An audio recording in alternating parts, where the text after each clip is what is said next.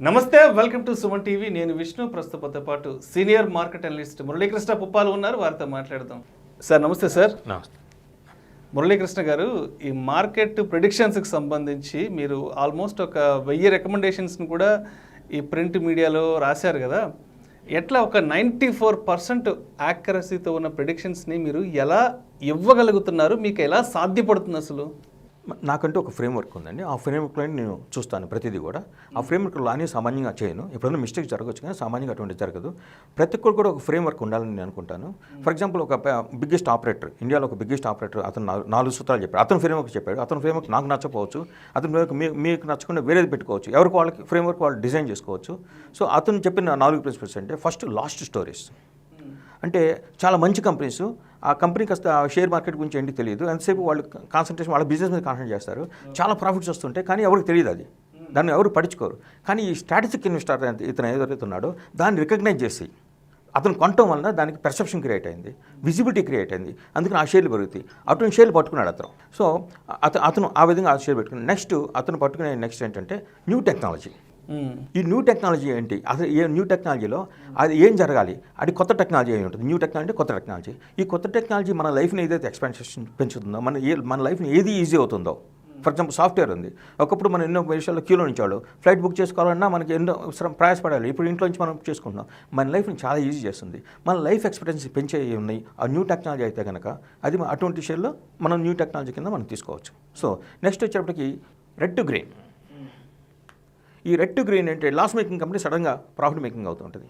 So ఇటువంటి షేర్లు కూడా తను తీసుకునేవాడు. సో నెక్స్ట్ వచ్చేటప్పటికి wear eagles dare.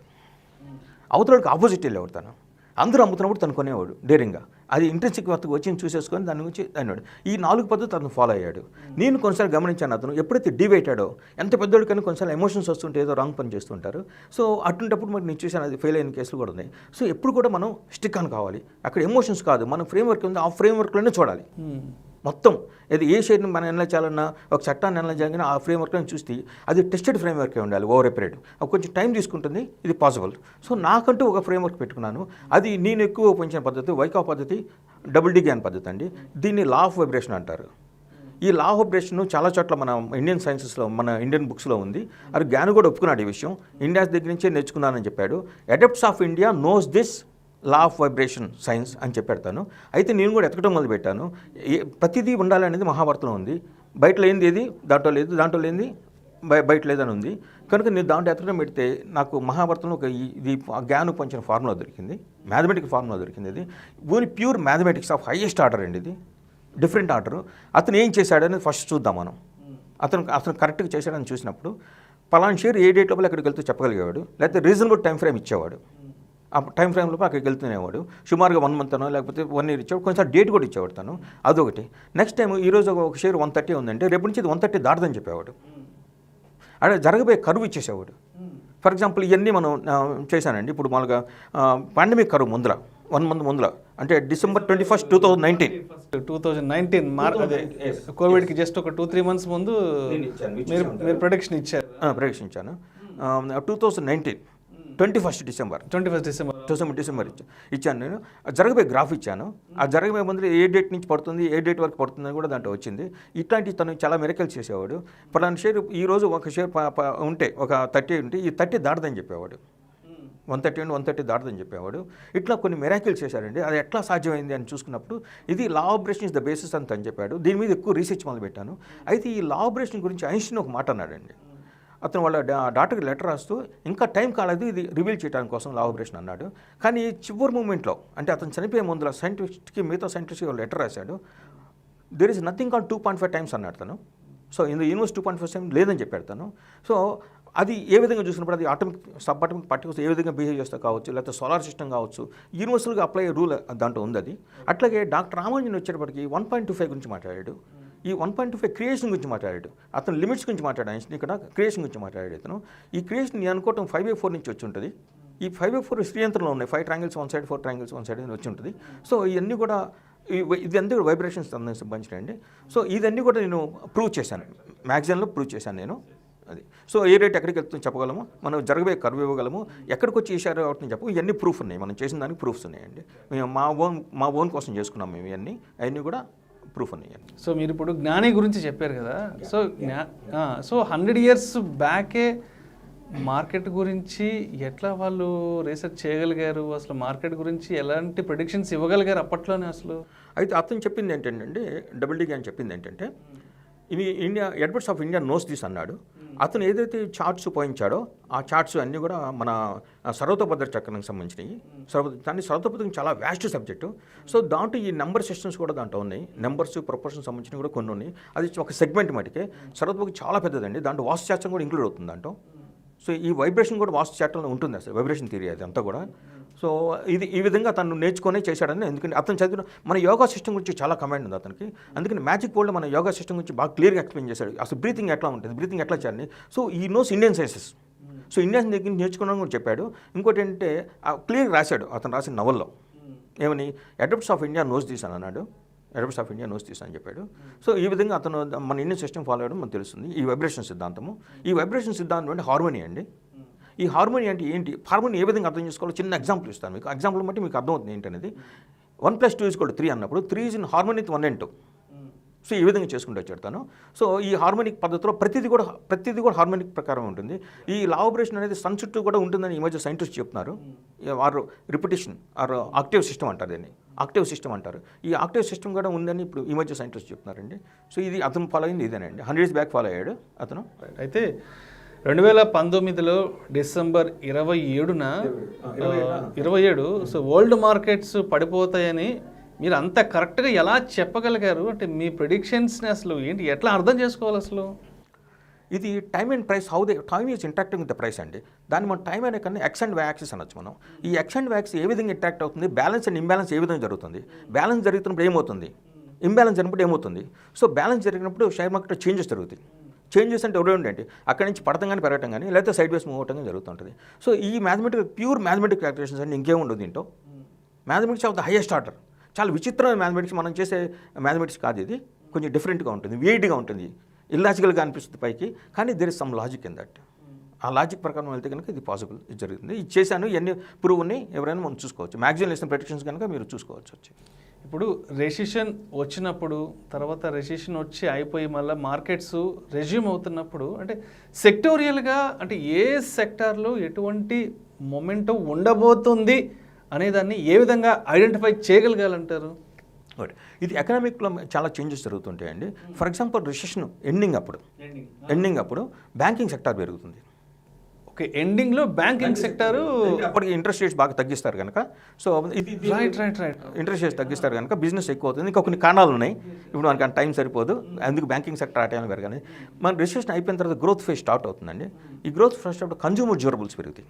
Consumer durables అంటే మన ఇంట్లో వాడుకునే వస్తువులు ఉంటాయి, మన రిఫ్రిజిరేటర్స్ కావచ్చు, అన్నీ పెరుగుతుంటాయి. బాగా ఇన్ఫ్లేషన్ వచ్చినప్పుడు, అంటే ధరలు బాగా పెరుగుతున్నప్పుడు పెరిగే ఏంటంటే ఆయిల్ అండ్ మెటల్స్ అండి.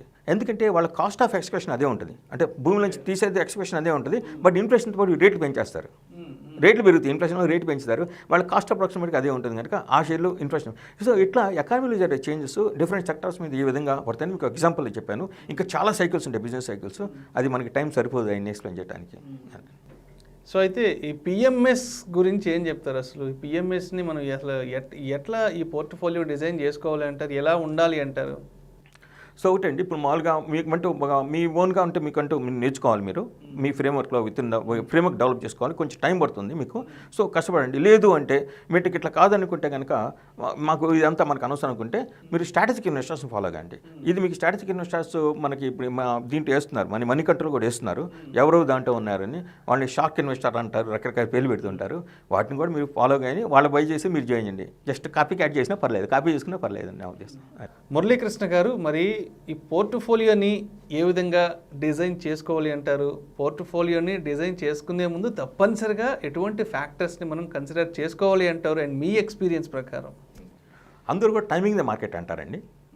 Time in the market is more important. Time in the market, that's perfectly yes. Right. So మనకి రెండు పద్ధతులు ఫాలో ఉంచాలండి. డిఫరెంట్ సెక్టర్స్లోకి మనం ఇన్వాల్వ్ అవ్వటం, డిఫరెంట్ టైమ్స్లో డిజైన్ చేసుకోవడం. అంటే మన పోర్ట్ఫోలియో ఎలకేషన్ డిఫరెంట్ సెక్టర్స్లో కాకుండా డిఫరెంట్ టైమ్స్లో పెట్టుకోవాలి. ఎందుకంటే different vibrations, different sectors, economic changes జరుగుతుంది. అందుకని ఓవర్ పీరియడ్ మీరు స్ప్రెడ్ చేసుకోండి. అదొకటి మీకు చెప్తాను నేను. లేదంటే మీకు పిఎంఎస్ సర్వీసెస్ ఎవరైనా ఉంటే కనుక వాళ్ళ దగ్గరికి వెళ్ళండి. మేము కూడా పిఎంఎస్ సర్వీస్ స్టార్ట్ చేద్దాం అనుకుంటున్నాము. ఓకే. సో అయితే చాలామంది ఇన్వెస్ట్మెంట్స్ అంటే మార్కెట్లో ఏ టైంలో ఇన్వెస్ట్ చేస్తే మంచిది, మార్కెట్లో ఇన్వెస్ట్ చేయడానికి సరైన టైం ఏదంటే చాలామంది అడుగుతుంటారు. సో మార్కెట్ హైలో ఉన్నప్పుడు ఇన్వెస్ట్మెంట్స్ తీసుకోవాలా, లేదంటే మార్కెట్ డౌన్ఫాల్లో ఉన్నప్పుడు ఒక ఇన్వెస్ట్మెంట్ తీసుకోవాలా? ఒకేసారి అన్నీ పెరగవండి సామాన్యంగా, అన్నసి భూమి మార్కెట్ తప్పితే మామూలుగా. సో మామూలుగా పడినప్పుడు కొన్ని, ఫర్ ఎగ్జాంపుల్ ఇందాక మీకు చెప్పాను ఆల్రెడీ, డిఫరెంట్ సైకిల్స్ ఉంటాయని. డిఫరెంట్ సైకిల్స్లో మనకు కొన్నిసార్లు మిగతా పడుతున్నప్పుడు అవి పెరుగుతుంది. ఫర్ ఎగ్జాంపుల్ ఎఫ్ఎన్సీ సెక్టర్ ఉందనుకోండి, అవి మన రెసిస్టెన్స్ వచ్చినప్పుడు మీకు గ్రాఫ్ చూపిస్తే మీకు అర్థమవుతుంది. ఒక ఇండెక్స్ బాగా పడిపోతున్నప్పుడు కూడా అది స్టేబుల్గా ఉంది, ప్లస్ పెరగడం మొదలుపెట్టింది ఎఫ్ఎన్సీ సెక్టర్. సో ఇది ఒకటి మనం గమనించాలండి. ఎప్పుడు కూడా ఏ మార్కెట్ అయినా మనకి ఇందాక చెప్పిన సైకిల్స్ ప్రకారం ఏ మార్కెట్ అయినా ఏదో ఒక సెక్టర్ పెరుగుతూ ఉంటుంది, ఏదో ఒక షేర్ పెరుగుతుంటుంది. సో మనం వాటిని గమనించండి. ఇది ఎట్లా గమనించాలని ఎప్పుడైనా మీకు నెక్స్ట్ ఎపిసోడ్ చెప్తాను. ఈ స్ట్రాటజిక్ ఇన్వెస్టర్స్ ఎంటర్ అయిన తర్వాత ఏం జరుగుతుంది చార్ట్స్లో, ఏం జరుగుతుంది, మన ఫండమెంటల్స్ ఒకటే కాదండి, చార్ట్ అనేది మనకి ముందర అసలు దాంట్లో ఏం జరుగుతుంది, ఆ కంపెనీలో ఏం జరుగుతుంది ముందుగానే కొంతవరకు తెలుస్తుంది, ఆ వాల్యూమ్లో కొంత తెలుస్తుంది. నేను ఎక్కువగా ఓబీవీ అనాలిసిస్ మీద అవుతాను. ఫ్లోటింగ్ స్టాక్ ఎంత ఉంది, అతను బయట ఫ్లోటింగ్ స్టాక్ అదర్ పీపుల్ దగ్గర ఎంత ఉంది, ఇన్వెస్టర్స్ దగ్గర basic strategic investors plus FIs DIs plus promoters తీసేసిన తర్వాత మిగిలిన షేర్లు ఏదో ఉన్నాయి, అది ఎంత ఉంది, ఆ స్టాక్ ఆ షేర్ని అబ్జార్బ్ చేసుకుందా లేదా, దీన్ని ఓబీవీ అనాలిసిస్ తెలుస్తుంది. ప్లస్ ఇంకో కొన్ని అడ్వాన్స్డ్ టూల్స్ మీరు సొంతగా డెవలప్ చేసుకుని ఉన్నాయి, దాని ప్రకారం కూడా మనకు తెలుస్తుంది వాళ్ళు స్ట్రాటజిక్ చేస్తున్నారా, వాళ్ళ యాక్టివిటీ ఏంటి మన తెలుస్తుంది కొంత. అయితే కోవిడ్కి ముందు వరకు కూడా అంటే స్టాక్ మార్కెట్ ఇన్వెస్ట్మెంట్స్కి సంబంధించి ఏదైనా సరే 2 కోట్ల మంది 3 కోట్ల మంది లోపలే ఉన్నారు. కోవిడ్ తర్వాత huge investments, huge demat accounts open అయినాయి. సో అంటే చాలామంది కొత్త వాళ్ళు మార్కెట్లోకి ఎంటర్ అయిపోయారు 2020-21 తర్వాత నుంచి కూడా. చాలామంది కొత్త వాళ్ళు ఏం చేస్తున్నారంటే అంటే వాళ్ళ సొంతంగా ఈ పోర్ట్ఫోలియోని డిజైన్ చేసుకొని చేతులు కాల్చుకుంటున్నారు. అంటే ఎవరో ఫ్రెండ్ చెప్పారనో లేదంటే తెలిసిన వాళ్ళు చెప్పారని చెప్పేసి అంటే వాళ్ళ ఇష్టానుసారంగా ఒక పోర్ట్ఫోలియోని డిజైన్ చేసుకొని చేతులు కాల్చుకుంటున్నారు. మరి మార్కెట్లోకి కొత్తగా వచ్చే వాళ్ళకి ఈ పోర్ట్ఫోలియో మేనేజ్మెంట్ విషయంలో మీరు ఎటువంటి సలహాలు ఇస్తారు? మీరు సామాన్యంగా ఎక్స్పర్ట్స్ దగ్గరికి వెళ్ళాలి, కొంచెం రిజిస్టర్డ్ వాళ్ళ దగ్గరికి వెళ్ళండి. మీరు వాళ్ళు మీకు అడ్వైస్, వాళ్ళని ఫాలో కట్టం. మీరు సొంతగా చేయాలంటే మీరు కొంచెం బాగా స్టడీ చేయాల్సి వస్తుంది. సో లేదంటే ఎక్స్పర్ట్స్ దగ్గరికి వెళ్ళి రిజిస్టర్డ్ అనలిస్ట్ దగ్గరికి కానీ రిజిస్టర్డ్ వాళ్ళ దగ్గరికి వెళ్ళండి. మీరు వాళ్ళ దగ్గరికి వెళ్తే ఇది సాధ్యం. వాళ్ళు మీకు చెప్తారు దేంట్లో పెడతారు అనేది. వాళ్ళు కూడా మొత్తం వాళ్ళ క్రెడెన్షియల్స్ కూడా చూసుకొని వెరిఫై చేసుకోండి. వాళ్ళ క్రెడెన్షియల్స్, వాళ్ళ పెర్ఫార్మెన్స్ ఏంటి, వాళ్ళ రికార్డ్ ఏంటి, ఏది నమ్మాల్సిన అవసరం లేదు. మామూలుగా వెళ్ళి మీరు వెరిఫై చేసుకుని సాటిస్ఫై అయితే వాళ్ళ దగ్గర మీరు జాయిన్ అయ్యి మీరు కానీ మీరు సొంతగా చేయగలుచుకోవద్దండి, అది మీ ఫీల్డ్ కాదు. అది మీరు experts you are in your field. So దీనికి కూడా ఒక ప్రతి ఏదైనా సరే అండి లైఫ్లో సక్సెస్ కావాలంటే ఫస్ట్ ఒక హోటల్ స్టార్ట్ చేస్తాడు, అది 20 సంవత్సరాల తర్వాత ఇంకో హోటల్ స్టార్ట్ చేస్తాడు, అక్కడి నుంచి 1000 హోటల్స్ ఎన్ని ఉన్నాయి, ఎన్ని ఉన్నాయి. అది ఒక్కసారి సక్సెస్ అనేది రాదండి. ఈ ప్రాసెస్ మీద కమెంట్ రావాలి. ఈ ప్రాసెస్ అనేది చాలా ఇంపార్టెంట్. రిజల్ట్స్ గురించి ఆలోచిస్తారు. Talking of results is sin నా ఉద్దేశంలో. Results will come automatic. Process right, ప్రాసెస్ని మనం ఎప్పటికప్పుడు వెరిఫై చేసుకుంటాలి. మళ్ళీ కొత్త అడిషనల్ రూల్స్ పెట్టుకుని ఉండాలి. అది సక్సెస్ అయ్యి మీకు కాన్ఫిడెన్స్ వచ్చేదాకా మీ ఒక సెటప్ తయారు చేసుకున్న తర్వాత మీరు ఒక దాంట్లోకి ఎంటర్ కాండి. దాంట్లో ఎంటర్ కావద్దు. లేకపోతే న్యూస్ చదివారు, న్యూస్ చదివేప్పటికి అందరికీ తెలుస్తుంది న్యూస్. సో న్యూస్ అనేది ఎంప్లాయీస్ తెలుస్తుంది. రూల్ ఉంది, ఎంప్లాయీస్ చెప్పకూడదు ఎవరికని. కానీ ఇప్పుడు ఎవరికి సప్లైర్ తెలీదా? ఒకసారి సడన్గా ఒక 10 లక్షలు ఆర్డర్ ఇచ్చేవాడు, ₹1 కోటి ఆర్డర్ ఇస్తే ఫస్ట్ ఏం ఆలోచిస్తాడు వీడు, ఇది కంపెనీలో బాగా నడుస్తుంది, ఆ షేర్లు ఎందుకు కూడా ఆలోచిస్తాడు. ప్లస్ వాడికి మనీ వస్తుంది, ఫ్లో అవుతుంది. ఎకానమీ ఈ విధంగా రన్ అవుతుంటుందండి. ఎవరికి రాగానే వాడు ఫస్ట్ వస్తుంది, ఇంకా చెక్ రాలేదు, వీడు ఆలోచిస్తాడు ఏం చేయాలని, ఆ డబ్బుతో ఏం చేయాలి, ఏం కొనాలని ఆలోచిస్తాడు. ఇది కూడా ఒక ఇన్ఫ్లేషన్ కారణం అవుతుంది. ఈ విధంగా ఎకానమీ వర్కౌట్ అవుతుందని మీకు చెప్పేస్తాను.